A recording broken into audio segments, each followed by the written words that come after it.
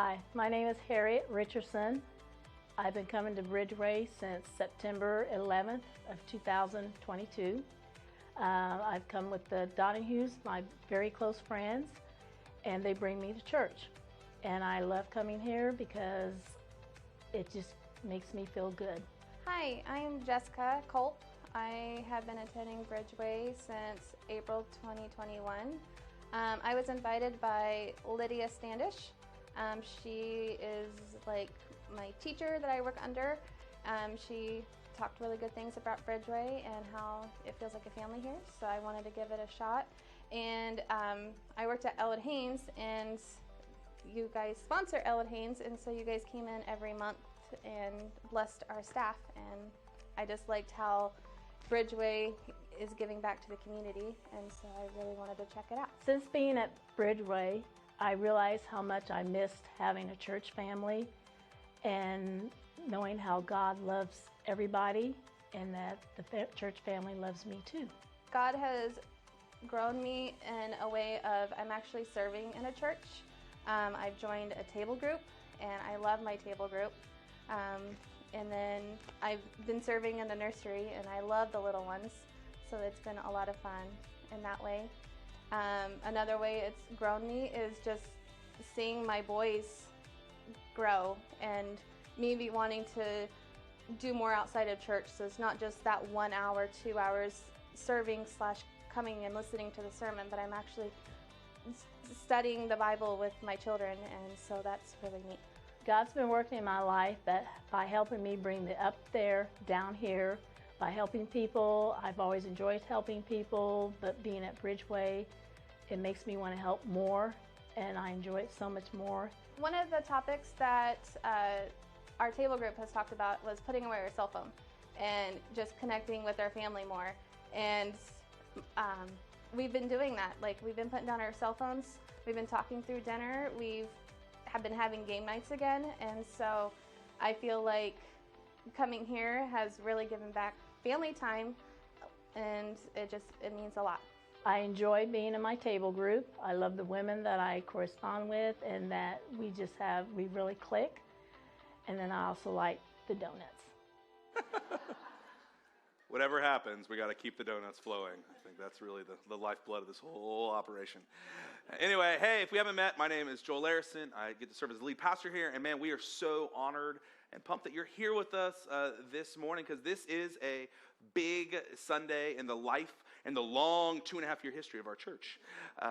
Because you guys might not know this, but we have been renting here. We've been talking about this the last couple weeks. We've been renting here, and coming to an end of a 3-year lease here in this old bank that we turned into a church. And back when my wife and I sat down and signed the lease 3 years ago, we were like, you think anybody's going to come?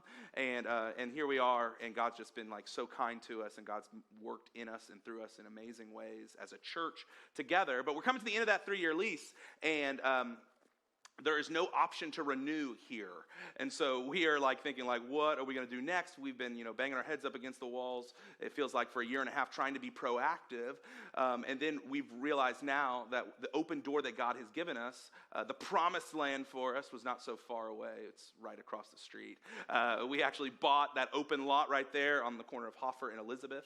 We close on it next week, actually. We got a rezoning all the way through, which was really exciting this last week.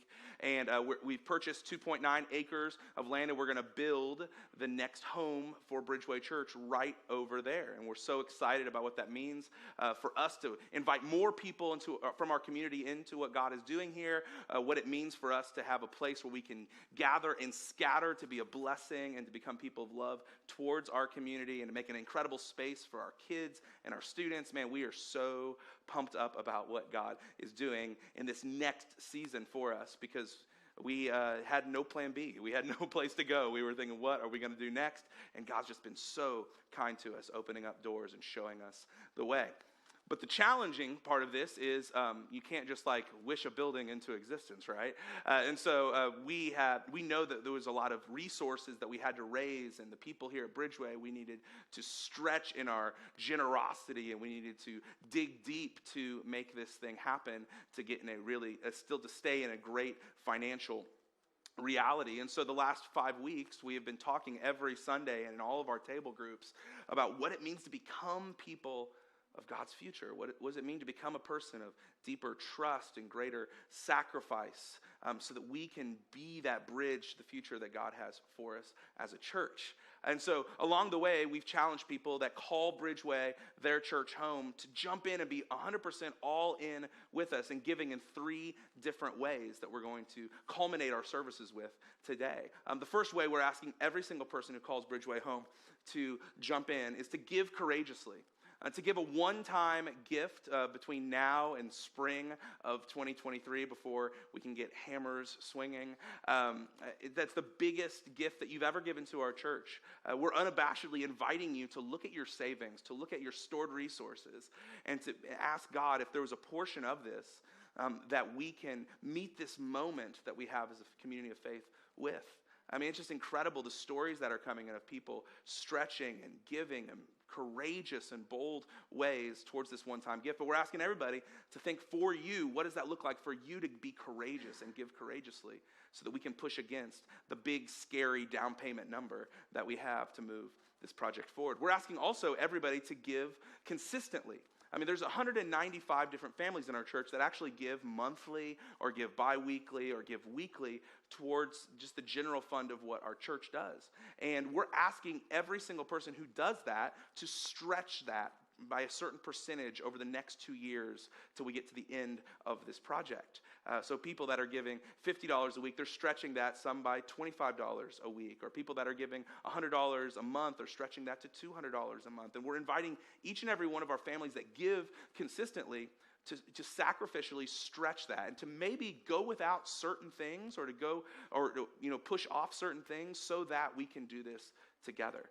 We need our numbers look like we need $8,000 of more general fund giving monthly to keep our current ratios of how we're spending and saving and giving out to our community going.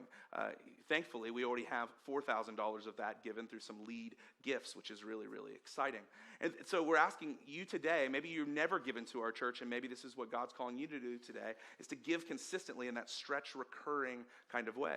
And we're also asking everybody to give creatively. And this is where it's really kind of fun and scary all at the same time, but we're literally asking you to look at the stuff that you own, the things that you collect, that mint 2001 Pikachu Pokemon card that you have. And like looking at those things and being like, God, maybe this is why I have this, so that we can meet this moment as a community.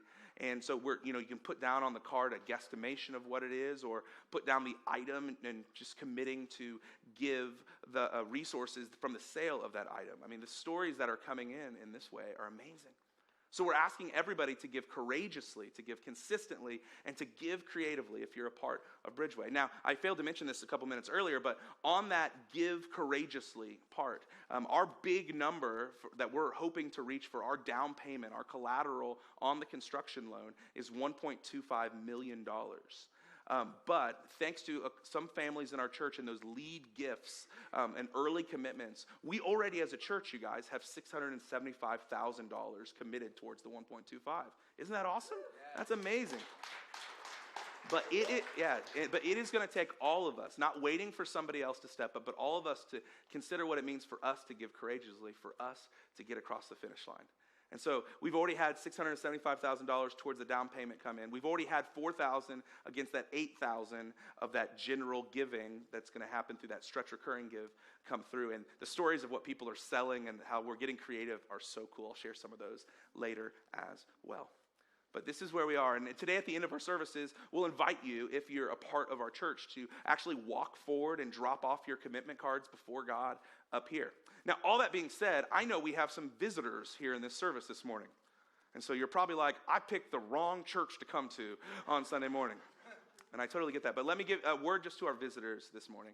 I mean, I hope that you hear nothing and experience nothing today from me or from anybody that feels like guilt, shame, fear, finger wagging, or somebody twisting the screws on you to get money out of you. I know that is something that the church has to push against a lot. The church is just after your money.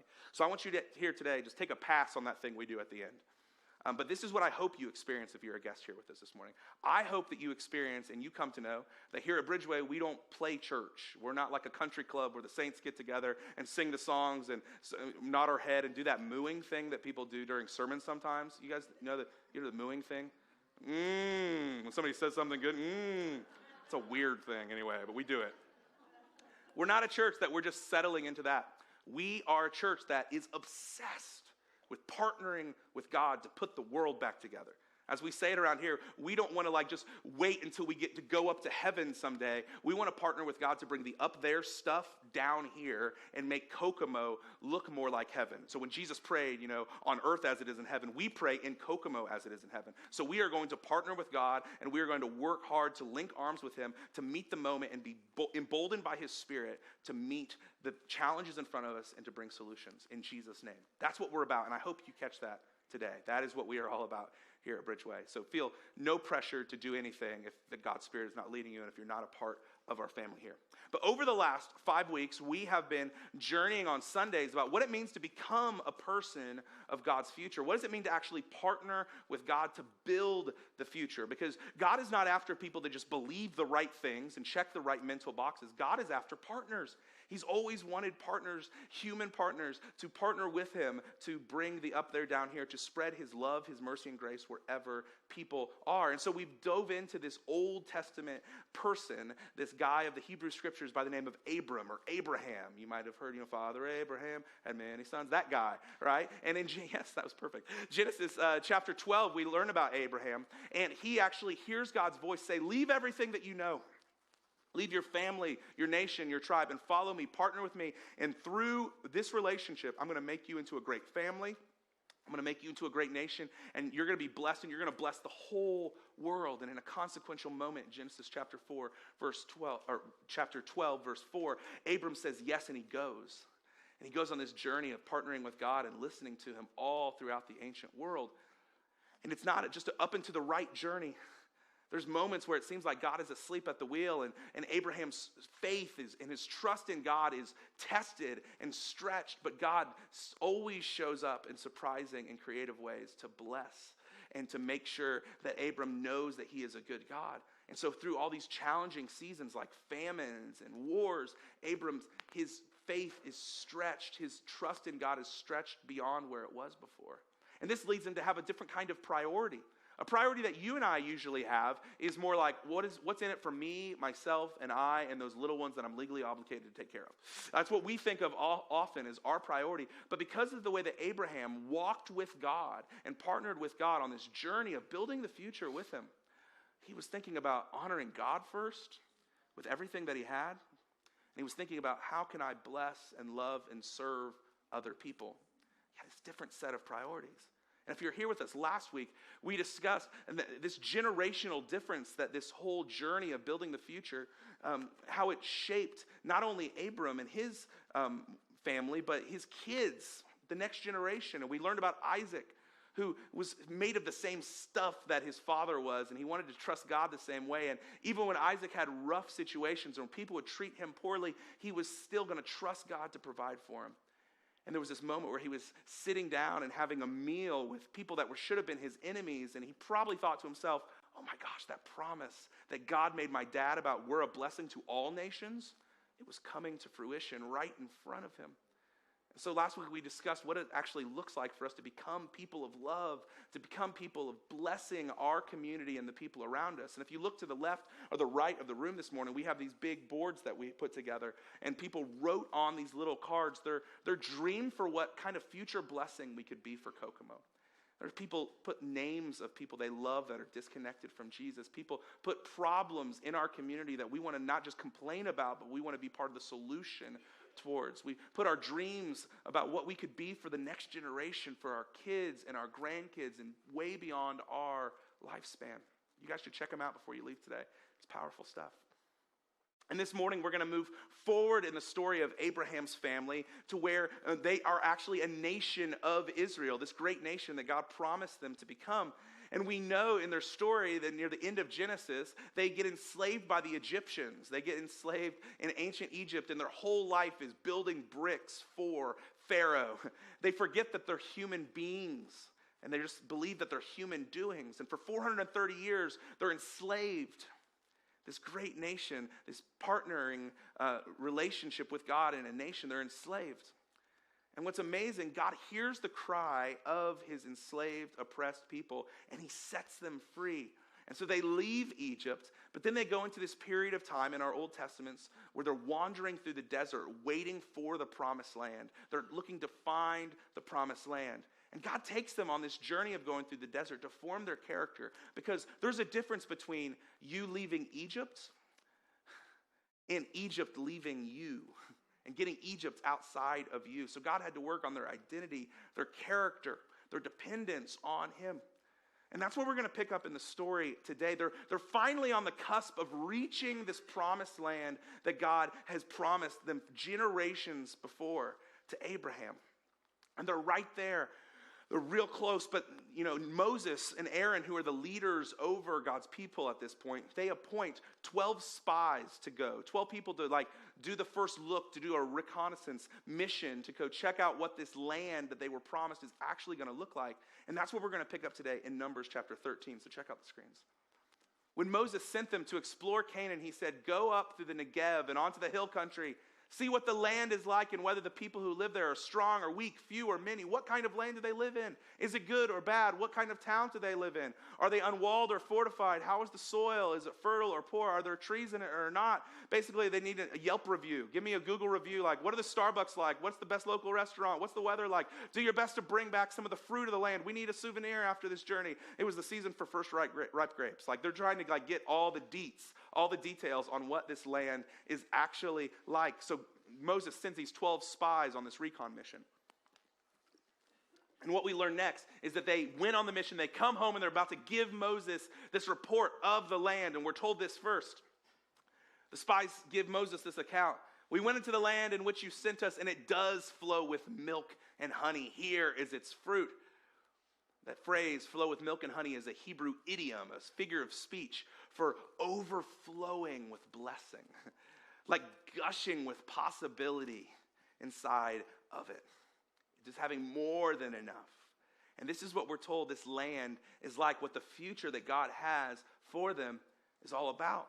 And just for a moment, to build a bridge back to where we are as a faith community here at Bridgeway, I feel like that's what we're experiencing right now. With this expansion, this new facility that's in front of us, we know that God is taking a lot of obstacles out of the way, and we passed our inspections and our surveys, and we got the rezoning done, and already some people's financial gifts towards this mission. And we believe that God has given us this awesome plan for our future. It's like the land of milk and honey. It's gushing with possibilities. But we're told in the very next verse that there's a problem. We're told this, but the people who live there are very powerful. There's always a but. I made a joke earlier that everybody's got a but, right? The people who live there are powerful, and the cities are fortified and very large. We even saw the descendants of Anak there. The Amalekites live in the Negev. The Hittites, the Jebusites, the Amorites, the Termites, all these kind of ites, right? They live in the hill country, and the Canaanites live near the sea and along the Jordan. They give this report that, it's gushing with possibility, but there's a big problem. But I don't know if we really got this right, because I don't think we're going to make it out. Isn't it true that we all, in our journey of trying to figure out what it means to trust God, to walk with God, we all have a, but really? You might have been experiencing this last month as we've been looking at this journey and talking about, sacrifice and going without so that we as a community can be a blessing towards Kokomo. And the idea of sacrifice is scary, and you're but really, the voices on CNBC or Fox Business, they're telling me that things are going to be rough. I need to hold more for myself. And we listen to all these other voices, and they're all telling us, but can you really trust God? But is this really going to be the safe move? And we all have those voices. We're just like these 12 spies that see something gushing with possibility. But it's scary. We're what are we doing? And we might be in trouble if we actually cross over. They continue on with their fear-mongering about this, and they say this a couple verses later.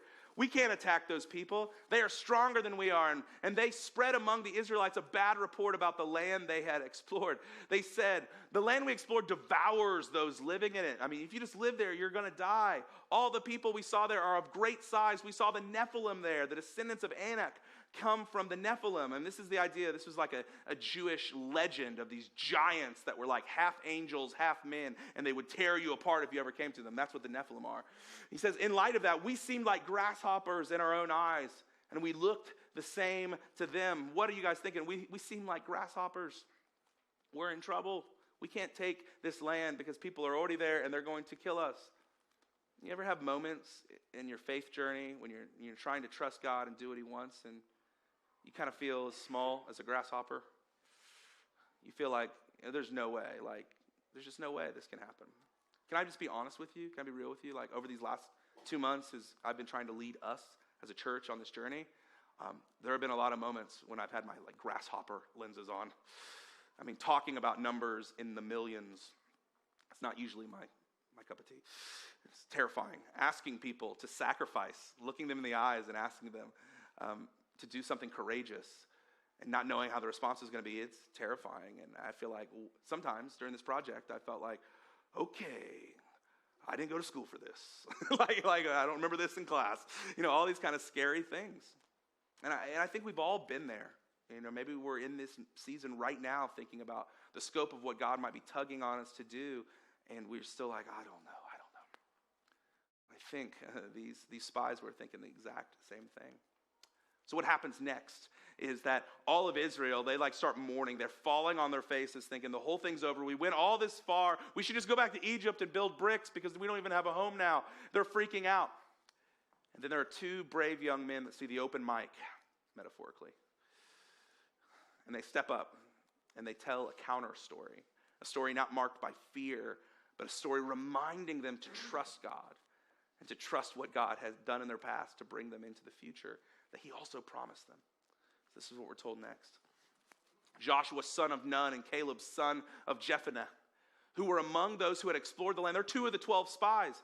They tore their clothes to get everybody's attention and said to the entire Israelite assembly, the land we passed through and explored is exceedingly good. If the Lord is pleased with us, he will lead us into that land, a land flowing with milk and honey, and he will give it to us.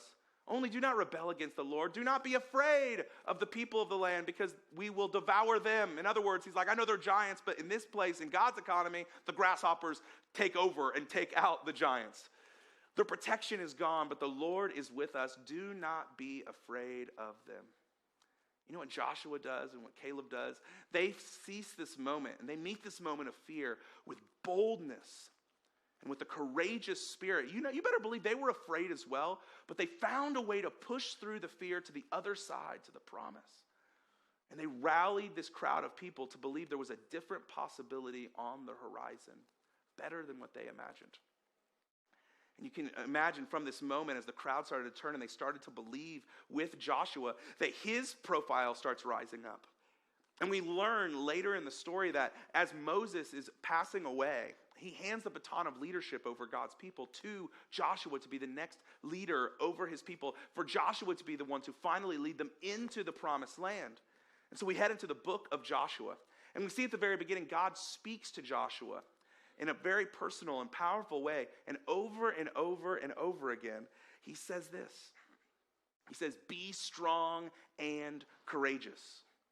He says to Joshua, as he's taking this mantle of leadership, be strong and courageous.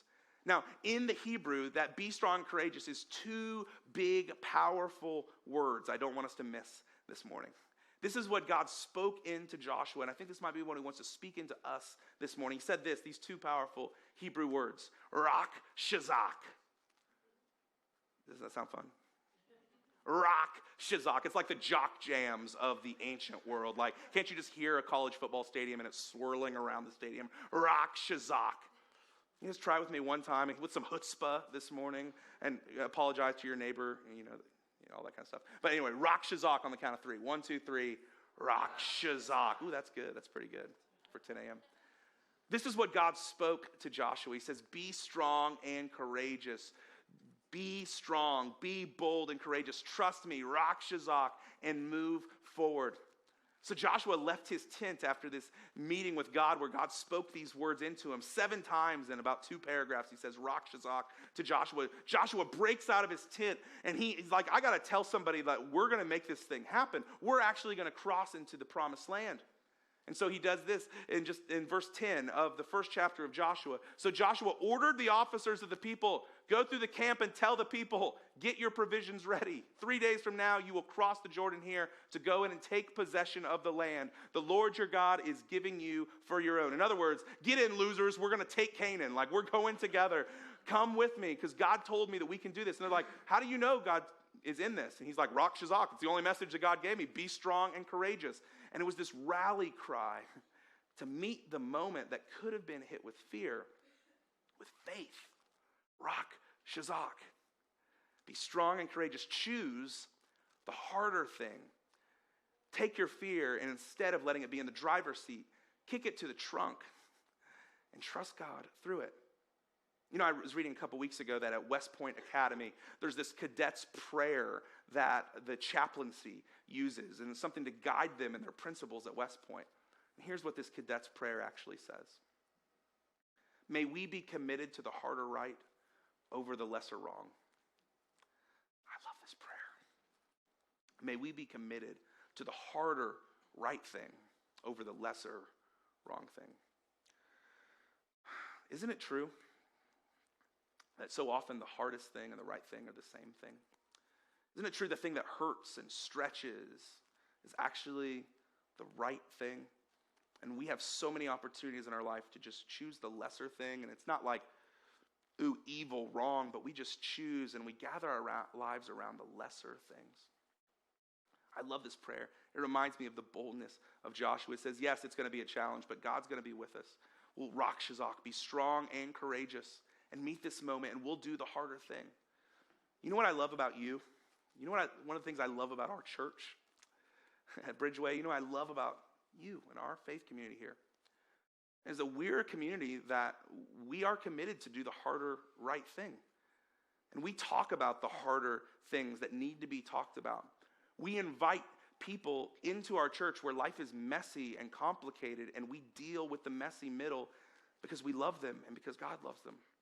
That we have made tough financial decisions in our first couple years that have been easier just to pad our stats, but we want to have open hands towards our community and needs instead of clenched fists. My friends, I don't know if you know this, but we are a community that chooses over and over and over again the harder right instead of the lesser wrong. And we're going to continue to do that. And that's the moment that we have in front of us today towards this new facility and towards our future is to choose the harder right as marked by sacrifice and generosity. That is what we are called to do over and over and over again. And that is what we're called to do in this moment. So back to our story. Joshua, he tells these people, hey, 3 days, we're leaving. We're going to take Canaan. And so, but you imagine people are like, you're not Moses. Like, what do you think you're going to pull, like, this crazy thing? You know we have to cross the Jordan River, right? Like, you're not Moses doing the whole, Red Sea thing, parting the Red Sea. Who do you think you are? And so God speaks to Joshua again and gives him some courage and emboldens him. And he tells him this. The Lord said to Joshua, today I will begin to exalt you in the eyes of all Israel so that they know that I'm with you as I was with Moses. I'm going to give you some cred, Joshua, so that people trust you. Tell the priests who carry the Ark of the Covenant, when you reach the edge of the Jordan's waters, go and stand in the river. Now, there's so much going on here. For them to cross over and to take the land, they have to cross through the Jordan River, you guys. And the Jordan River is not like the Wildcat Creek, or somebody told me earlier, the Wildcat Creek. It's not like that. The Jordan River was this rushing body of water that was treacherous.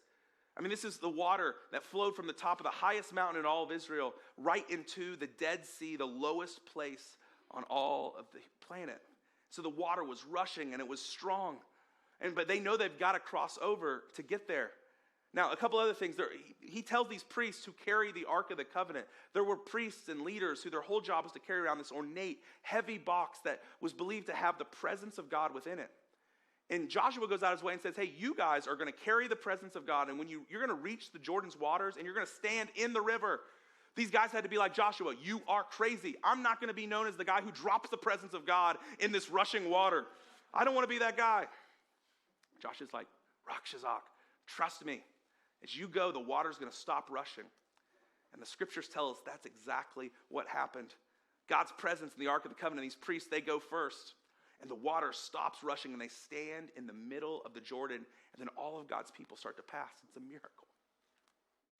And what's amazing to me is what happens next. This is so not how Americans or Western people would celebrate this moment. We would just get to the other side and we would throw a party and then we'd forget about it 2 weeks later. That's what we would do. But Eastern people, these Jewish people, I love this about their culture, is they want to memorialize a moment. They want to mark a moment and a place because something powerful and miraculous happened there. And so this is what we're told next. After they start crossing, this is some instructions from Joshua. Choose 12 men from among the people, one from each tribe, and tell them to take up 12 stones from the middle of the Jordan, from right where the priests are standing, and carry them over with you and put them down at the place where you stay tonight. So as the water stops rushing, I want you to pick up a stone and bring it onto the other side where we're camping. And we're going to make this big memorial, this altar to remind us of the miracle that God has done. And my friends, these kind of memorials, they stand today in Israel. Check out this picture right here. This is what stones, these big stones standing looks like in Israel. Now, I know right now we're thinking that sounds pretty good weather right now compared to what we're having, right? It'd be a little hot after like 30 seconds. But anyway, this is what still stands. And you know what's amazing? Is that inside of these memorials that are in Israel, they were there so they would provoke questions. They would provoke people, young kids and students asking their teacher, what happened here? Why are these rocks here? And it's this beautiful Jewish tradition of asking this question of, it's actually the Hebrew word, masavat. Masavat. Can you guys say masavat with me? 1, 2, 3. Masavat. Oh, you're getting all the out this morning, right? Masavat. And students would ask, Rabboni, masavat, papa, masavat, father, teacher, masavat. Masavat means what happened here. And for generations, they'd be able to pass down the story of God's miraculous rescue, how God provided, how they were strong and courageous, and God made a way for them. Masavat, what happened here with these stones? You know, what's amazing is that Jesus and his disciples, they pick up this imagery of the stones. And Peter, who's my favorite disciple of Jesus's, because he's the guy who says something and he's talk first, think second. I mean, that's my life right there. My wife could attest to it. But Peter, in his New Testament letter writing to some early Christians, he picks up this image of these stones in a couple ways. He says this: as you come to him, Jesus, the living stone, rejected by humans, but chosen by God and precious to him, you also, like living stones, are being built into a spiritual house. He's perking up their memory. Remember those stones on the other side of the Jordan? He goes, you're one of those stones now. You're a living stone to tell a story of God's faithfulness. And he continues on with the same thought in the next chapter, and he says this: in your hearts, revere Christ as Lord. Always be prepared to give an answer to everyone who asks you to give the reason for the hope that you have. You guys picking up what Peter's putting down here? This is so powerful. Peter calls you and I living stones, and we should be ready to give an account. In other words, our lives should provoke that powerful question, Masavat, what happened here?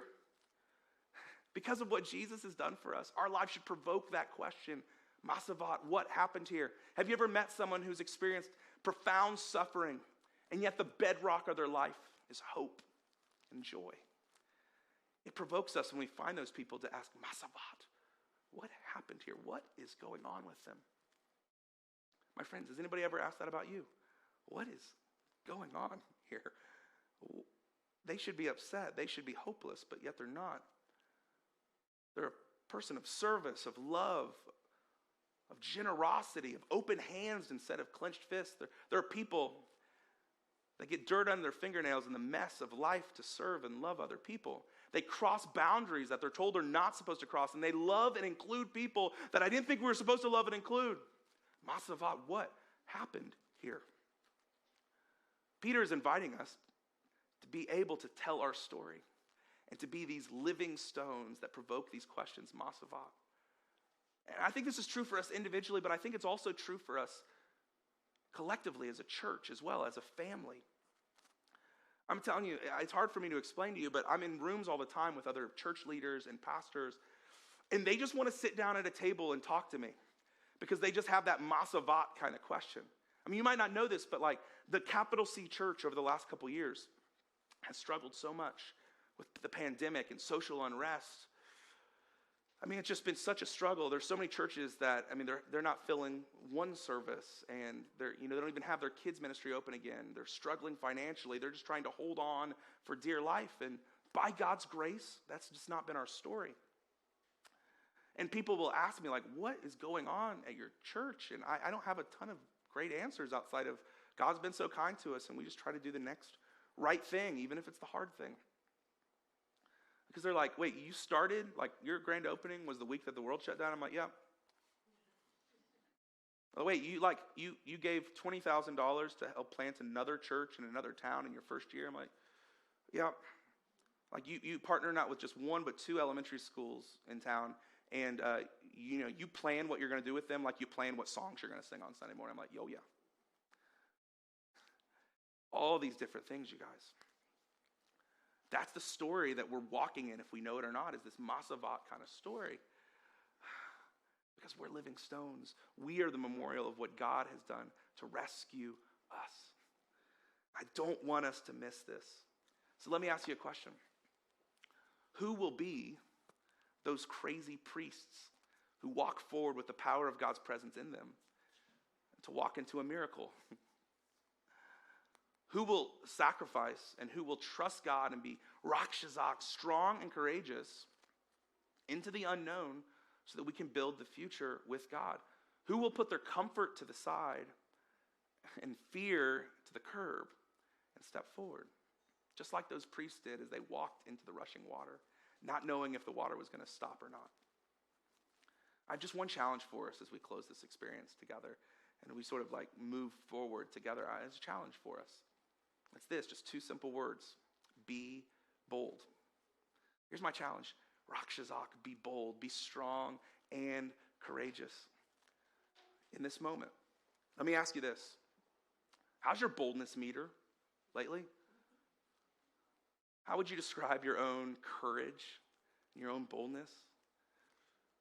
You know what boldness really is? Boldness is feeling fear and doing the right thing anyway.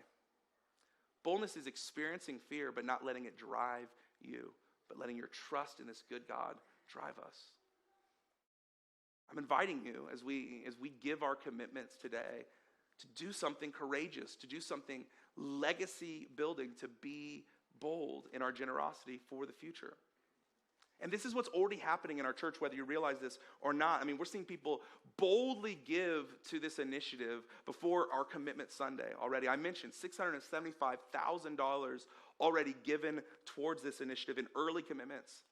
There's a couple looking into their 80s, and they came to me a couple weeks ago and said, hey, we have one IRA left, and we want to just transfer it over to the church because we want these resources to outlive us. That's what they told me. That's bold. That's courageous stuff. People selling a boat because they think that this is something that's going to be bigger than just a couple weeks in the summer for them. There's families, working families, cashing in 2 full weeks of paid time off to sacrifice that time towards this. Families selling their old wedding rings because they have newer ones now to give all the resources towards this instead of them sitting in a jewelry box. Families doing an online sale, an online store, just trying to be creative about ways that they can get their kids involved and get everybody involved so that we can just stretch to make this happen. There's a family who's got a whole set, the whole team of the 1938 Cincinnati Reds, that is mint condition, and they're trying to sell those baseball cards. Some crazy people are like trading in their car and giving the resources there, selling a Gibson Les Paul. People that have coin collections that have been sitting there for years and years and years, and they're trying to think, well, I don't know what this is. Maybe we can give some of these resources. I mean, this is bold stuff. The question for you today is, what's your bold move towards this? What is not your number, but what is God's number? What is not your safe number, but what is your faith reality in this? That's what I want to invite us into this morning. So at this point, we're going to invite you. There's commitment cards. Many of you guys brought them with you filled out, but if you haven't, they're in the seat backs in front of you or behind you. And our band is going to come lead us. And as an act of worship, because this is not a transactional thing, this is a spiritual activity, during this song, we're going to invite you, if you're part of our church family and feel called to do this, to come and drop these cards off right up here. And please just put it this side facing up so nobody sees names and numbers. We don't want any of that stuff. But we're inviting you to take these cards, to fill them out. And again, our ask is that you would have a number on all 3 of these lines, and you would give in that way.